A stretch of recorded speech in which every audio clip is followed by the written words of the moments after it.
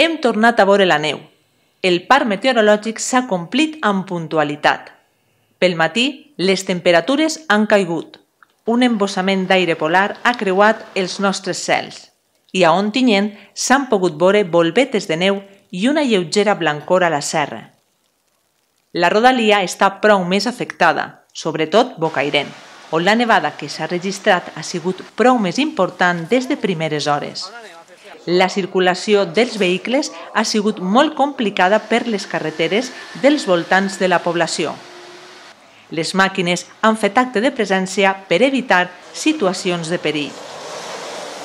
Tot això en el preludi d'un cap de setmana que situa el municipi de Bocairent en l'epicentre festiu de Mariola. Sant Blai trau al carrer la primera festa de moros i cristians de l'any.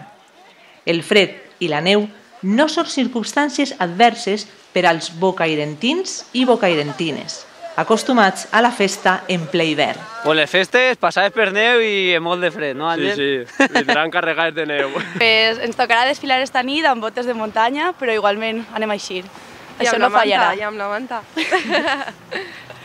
Les previsions anuncien que la situació millora de cara a dissabte, però l'episodi de temporal de fred, aigua i neu no ha acabat. De cara al diumenge i a principis de la setmana que ve, potser tornem a retrobar-se amb temperatures molt gèlides i amb precipitacions que podrien ser, altra vegada, en forma de neu.